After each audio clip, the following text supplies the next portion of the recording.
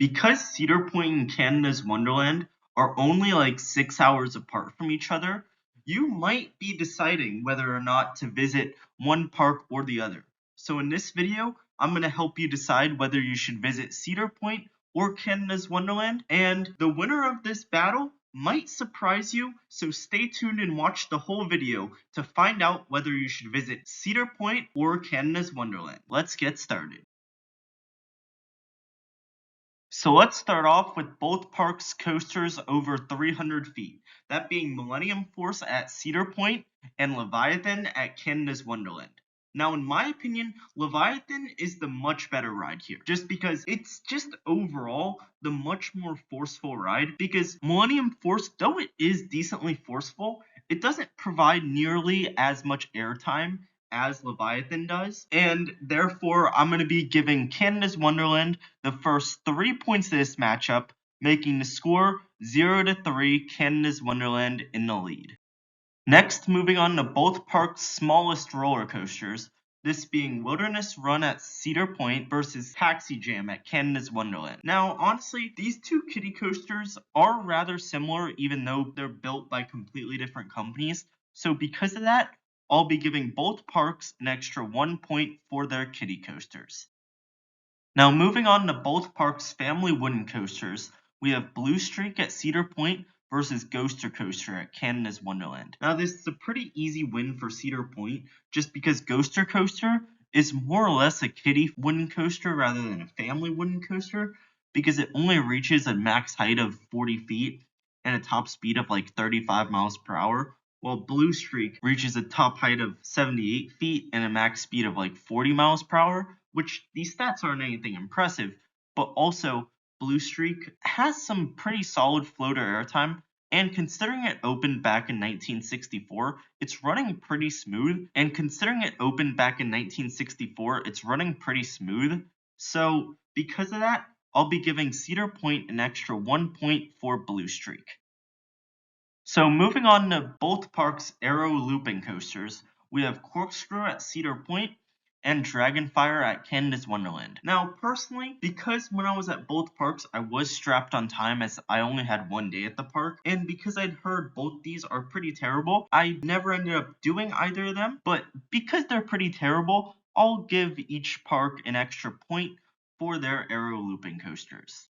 So moving on to both parks' kiddie/family coasters, we have Woodstock Express at Cedar Point versus Snoopy's Racing Railway at Canada's Wonderland. Now, Woodstock Express is just your standard Vekoma roller skater model, so it's really nothing special. So it's like very similar if you've ridden like Flight of the Hippogriff at the Universal Parks. Snoopy's Racing Railway is definitely a much more unique ride, as even though it's not that thrilling, it's still a pretty fun ride as it does feature a few launches, which is definitely interesting to see on a smaller scale ride like this. So because of that, I'll be giving Canada's Wonderland an extra 1 point for Snoopy's Racing Railway.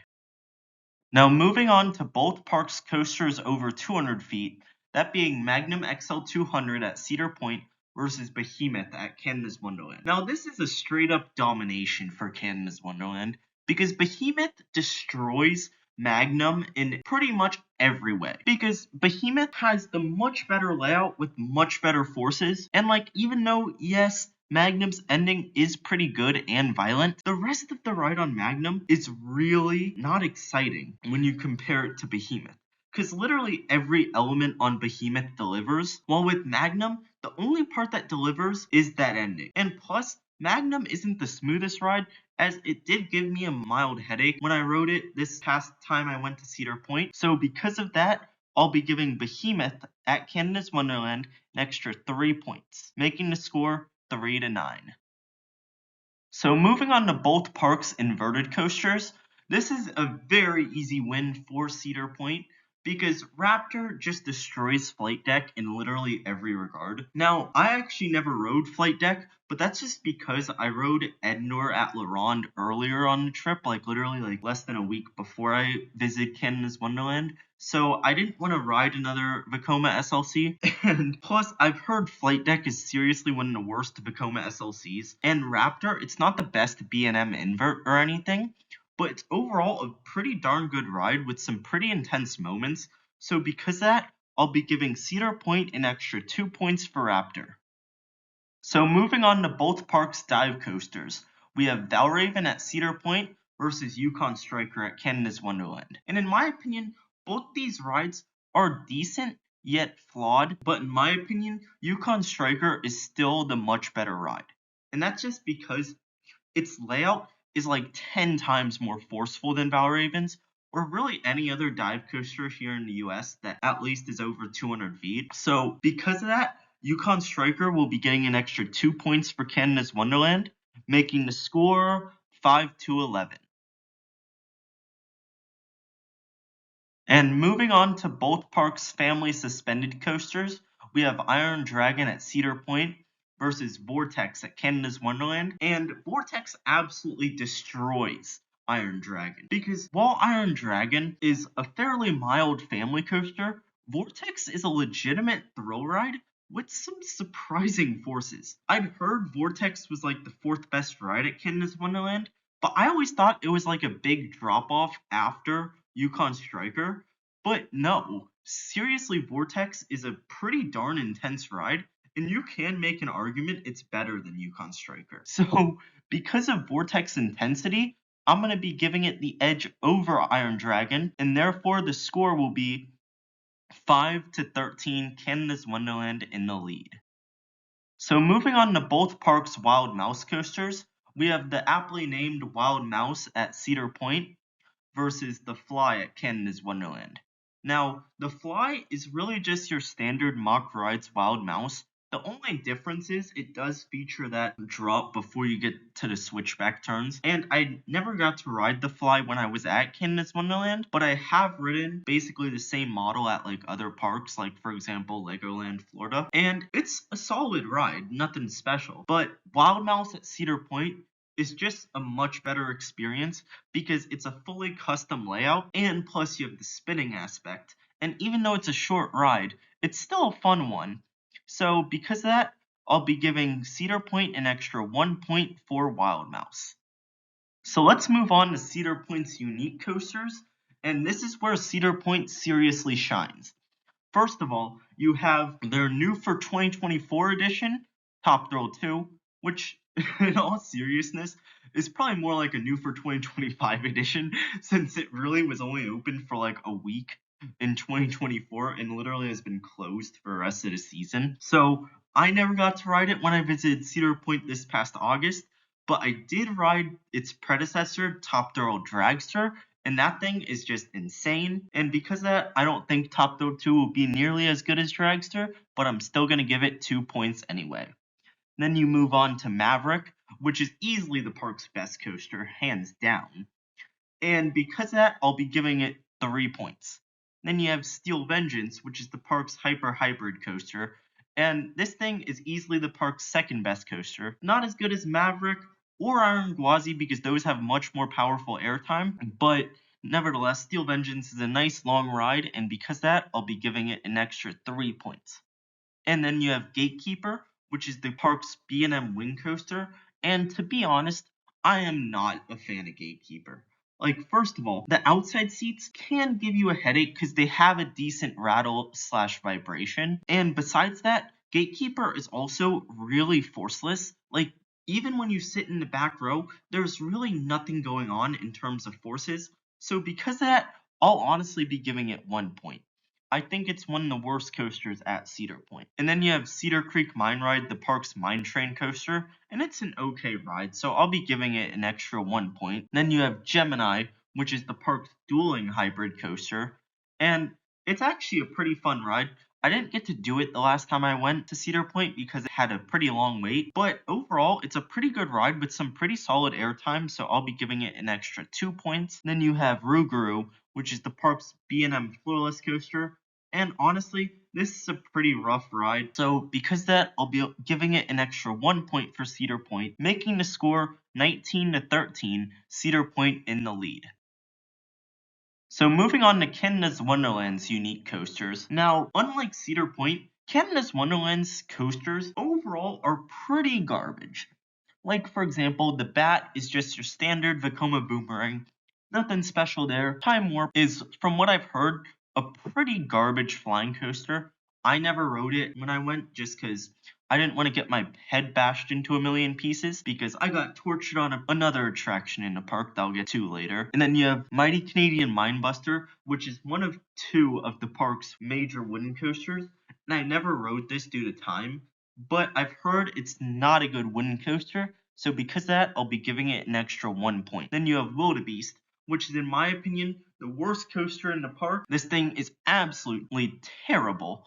And because of that, I'll be giving it an extra 1 point. And then you have Silver Streak, which is the park's Vekoma inverted family coaster. And this ride, I never rode it when I went to Canada's Wonderland, but I have ridden Flying School at Legoland, Florida, which is literally the same ride. And that thing is a piece of crap. So that's why I'll be giving Silver Streak an extra 1 point for Canada's Wonderland. And then you have Thunder Run, which is the park's Mine Train coaster. And this ride is actually a pretty fun ride. It's a powered coaster that goes through Wonder Mountain, and it's rather short and tame, but it's still fun, so I'll give it an extra 1 point.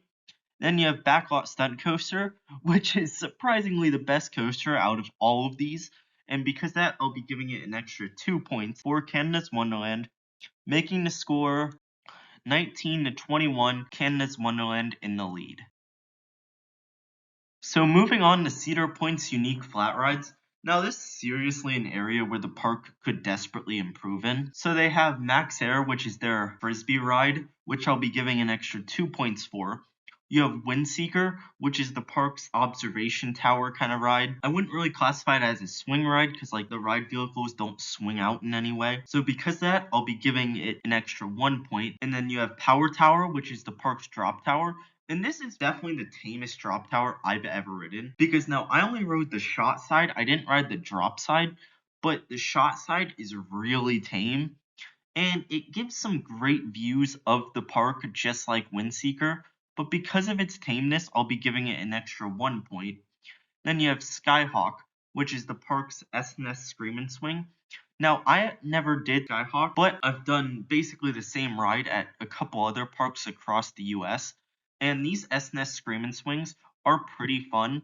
So because of that, I'll be giving Skyhawk an extra 2 points for Cedar Point, making the score 25-21, Cedar Point in the lead. Now moving on to Canada's Wonderland's unique flat rides. Now this is where Canada's Wonderland really shines, and if you visit Canada's Wonderland, you gotta try these out. So first of all, you have, in my opinion, the best drop tower I've ever ridden, which is simply named Drop Tower. But Canada's Wonderland's drop tower is just so good. Because one, it's 230 feet, so it's a long fall. And when you drop, you get the stomach dropping sensation the whole way down, which is why I love Canada's Wonderland's drop tower so much. Then you have Lumberjack, which is the park's swing ride kind of thing. And it's basically if you took a Larson Super Loop but made it inverted. That's basically what Lumberjack is. And it's honestly not the most comfortable experience. So because of that, I'll be giving it 1 point. And then you have Cyclone, which is the park's frisbee ride, and I'll be giving 2 points for that. And then you have Shockwave, which is the park Mondial Top Scan. And from my experience, this basically feels like a more extreme version of Harry Potter and the Forbidden Journey. And you can say the same thing about Soaring Timbers too. Then you have Skyhawk, which is not to be confused with Skyhawk at Cedar Point. They are two completely different rides. This is like what's known as a Gerstlauer Sky Roller, where you get lifted up in a tower and you can flip yourself. Now, personally, I'm only going to give it 1 point just because I cannot flip this to save my life. But if I could, I'd probably like it a lot more. And then moving on to Sledgehammer, this is easily the most unique flat ride in the whole park because it's a one-of-a-kind ride. And what it basically does is it lifts you up and drops you down in a similar fashion to how Power Tower does, but it also spins you. So it's definitely a unique experience you gotta try. And then you have Soaring Timbers, which like I said before, feels a lot like a more extreme version of Harry Potter and the Forbidden Journey. And because of that, I'll be giving it an extra 2 points. Then you have Tundra Twister, which is this massive pendulum ride. And you get some great views of the surrounding park. And because of that, I'll be giving it an extra 2 points. And then you have Wilden Nightmares, which is basically if you took a Gravitron style ride and made it inverted, but then also like had it tilt up to like almost 90 degrees. So it's basically an inverted roundup ride. And because of that, I'll be giving it an extra 1 point because those kind of rides are not very comfortable. And then I'll be giving the park's Windseeker an extra 1 point, which that's a tower ride where you get some great views of the surrounding area, but it's not really all that extreme. So that's why I'll be giving it an extra 1 point. And because of that, now Canada's Wonderland is in the lead 37-25. Now, Canada's Wonderland has some pretty good dark rides that Cedar Point cannot compete with. First up, you have Wonder Mountain's Guardian, which is kind of part roller coaster, part dark ride, but I consider it more of a dark ride than a roller coaster. And this ride, I never got to do it when I went to Canada's Wonderland just because it was closed for some mechanical issues. But honestly, I'm really sad I didn't get to experience it just because I love myself a good shooting dark ride. And plus, there's a surprise at the end that I'm not going to spoil in this video, but you might have already heard about it. So because of that, I'll be giving Wonder Mountain's Guardian an extra 2 points for Canada's Wonderland. And then you have Boo Blasters, which is another shooting dark ride. And I never got to do the one at Canada's Wonderland, but I've done the ones at Kings Island and Carowinds. And in my opinion, these are some of the worst shooting dark rides ever. So because of that, I'll be giving it an extra 1 point, making the score 40-25, Canada's Wonderland in the lead. Now, one advantage that Cedar Point has, because it's located on Lake Erie, you have a massive mile-plus long beach, and I've never gotten a chance to go out on the beach, well, just because I've been busy riding all the rides at the park, which, to be fair, most of your time at Cedar Point will be riding the rides, because, like, they get crazy long waits, but Cedar Point's beach is definitely a great thing to have, especially for families and people who don't want to ride the rides. Like, I know multiple people who, when they go to Cedar Point, don't really ride any rides and just get some food and lay out on the beach. So for those people who want to do that, it's awesome, but it's definitely a nice inclusion. So I'll be giving Cedar Point an extra 10 points to just make Cedar Point catch up to Canada's Wonderland. But even with that, Canada's Wonderland still has them beat 40-35. Final score is Canada's Wonderland wins 40-35. Now, in my opinion, the reason Canada's Wonderland wins is just because overall it has a bunch of really good coasters. And even though you do have a lot of terrible ones, to balance that out, you have some incredible flat rides. And plus, even though technically, based off of stats, Canada's Wonderland does get busier than Cedar Point as a whole, I also personally found Canada's Wonderland to be much more manageable of a park, and I didn't feel like I constantly need to rush to every ride like I feel like at Cedar Point. And also, another benefit of Canada's Wonderland I forgot to mention in this video is also their water park is included for free on a daily ticket, while with Cedar Point you have to pay extra for Cedar Point Shores.